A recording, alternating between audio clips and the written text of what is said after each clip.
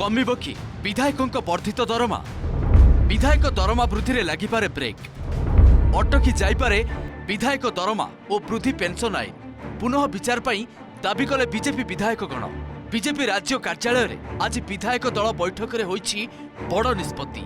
गत शीत अधिवेशन रे विधानसभा रे पारित विधायक मानक दरमा भत्ता और पेंशन वृद्धि बिल रो पुनः विचार पर प्रस्ताव देइछंती बीजेपी विधायक माने। एने मुख्यमंत्री को एक लिखित दाबीपत्र देइछंती समस्त विधायक। मुख्यमंत्री एहाकु ग्रहण करबा सह पुनः विचार करबा पई सहमति मध्य जणाइथिबा कुहा जाउछि। अन्यपटे बीजेडी कहिछि जेउ माने आज बाहर विरोध करुछंती विधानसभा रे आलोचना बेले विरोध कले नहीं काहेकि।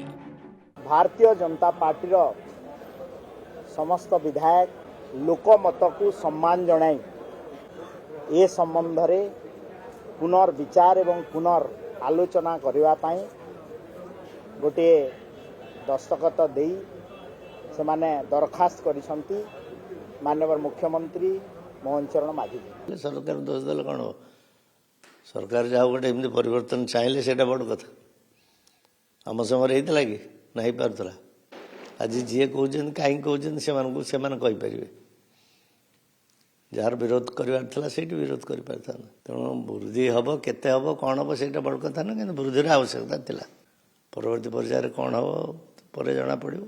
एथि प्रमाणित होउछि बीजेपी अस्थिरता बीजेपी सरकार वर्तमान पर्यंत स्थिरता को आसी नहीं आ निर्णय नेबारे आज पर्यंत से माने थरटे निर्णय नहीं पारु नाहंती जहाँ प्रमाणित हो जाउछि ताहले आगरु कहीं भाविले नहीं एबे कोन पे मने पड़ला लोकन जनमत को। शीत अधिवेशन रो शेष दिन रे अर्थात 9 तारिख दिन विधानसभा रे सर्वसम्मति क्रमे ओडिशा विधानसभा सदस्य मानक दरमा भत्ता और पेंशन संशोधन विधेयक 2025 पारित होइथिला। शासक दल सह विरोधी बीजेडी एवं कांग्रेस विधायक माने भी समर्थन करथिले। 8 वर्ष हैला ओडिशा विधायकों दरमा वृद्धि होई नथिबा बेले एका थरके 2.5 गुणा दरमा वृद्धि होइथिला। जणे विधायक प्राय 3.5 लाख टंका दरमा पाई थांते जहाँ परे राज्य रे कोण अनुकोण रे एभली निष्पत्ति को नहीं प्रश्न उठाइथिले राज्यवासी। छात्रंक ठारू आरंभ करी श्रमिक चाषी शिक्षक और अन्य वर्गर लोके एहाकु नहीं तीव्र असंतोष प्रकाश करथिले। दरमा बाद 20,000 रो बिजुली बिल 15,000 टेलीफोन बिल आ बही खर्च बाबद को 10,000 केते जुक्तियुक्त बोली प्रश्न उठिथिला। एपरिक विरोधी दल नेता नवीन पट्टनायक मध्य निज वर्धित दरमा को अग्राह्य करथिले।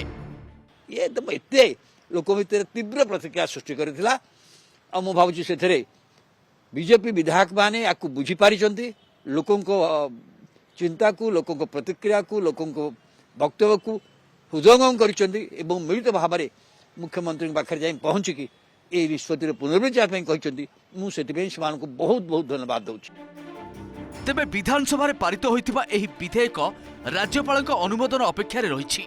तेणु जदि एहाकु पुनः विचार करा जाए आसंता विधानसभा अधिवेशन रे एने प्रस्ताव आगत हेले पुणी आलोचना होई पारे। भुवनेश्वर जगदीश दास सौम्य रंजन साहू को रिपोर्ट ओटीवी।